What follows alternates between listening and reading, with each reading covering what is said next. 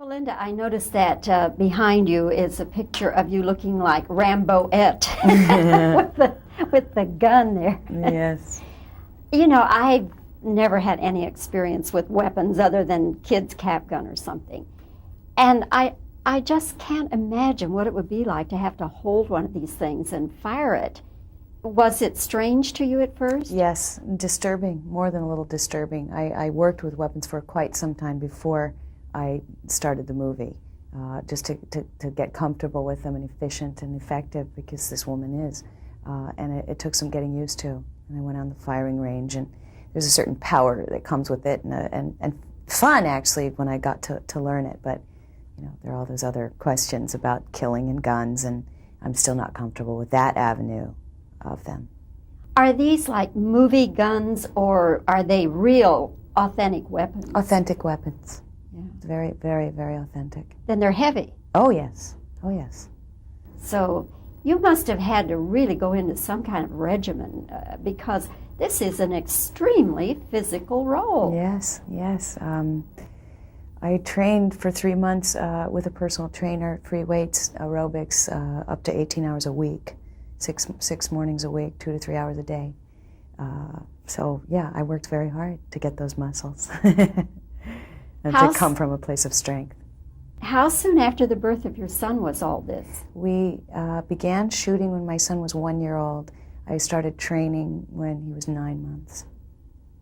So a lot went into this then. Yes. That more than learning lines. Oh, very much. No, I mean, I just had to physicalize this character as much as anything I've ever done, and rethink everything just to be her. And very rewarding to sort of have to work that hard and focus that deeply into a character. The other thing I was impressed with, Linda, is that you have to frequently act at such an intense level. All right, now I can see doing that, like you're on the stage and you do it, you know, twice a day maybe. I can understand that, but in movies you have to do it again and again and again. Mm-hmm. Yeah, it is something that you have to learn how to do and how to conserve your energies enough so that you don't just blow it all right away. You have to hold some back and hold on to it until it's, you know, until it's necessary on film. Yeah, very intense. But I was ready, you know, and I knew her pretty well by the time we went into it. And, intense doesn't bother me, you know. I was working out enough, too, that it balanced and kept my stamina up, no matter what was demanded of me.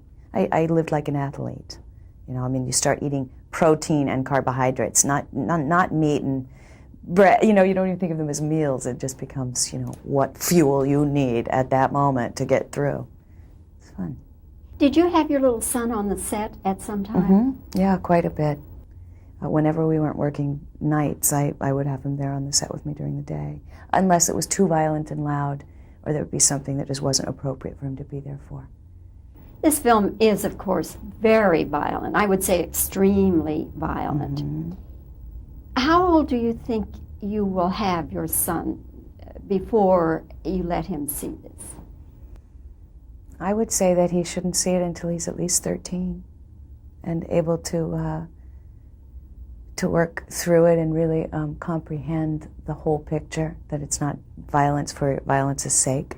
It's extreme, but it really is an anti-violent message that we demonstrate pretty radically. I'd like him to have the comprehensive powers before he goes to watch it. Working with Edward Furlong. Yes. Brand new little actor, never has done any acting, has he? No. Were you apprehensive about that? Uh-huh. Yes. There's something very refreshing about that, too. You know, he hasn't fallen into any terrible habits yet, and so there's just a whole world awaiting, and, you know, it could go either way. He carried his own pretty well. I was tough on him. I had to really step back and not be nurturing. That wasn't the woman that I was playing. I didn't want to set us up for that kind of relationship. But I worked. I made him work and made sure he focused. And, you know, I mean, he did it on his own, but I was there just sort of helping a little bit, too, trying to serve the piece, you know. I'm sorry. The mechanics, though, of filmmaking, it takes people a long time to Yes. learn that. Yes. He must be a very quick study. Yes. Yes, he is. He did real well. But I would assume that at some point you would have to do extra takes because of some little Absolutely. mistake he made. Absolutely. So, you're serving yourself and everything by just sort of keeping him with it and just saying, okay, focus here. This is where we've just come from. This is where we're going.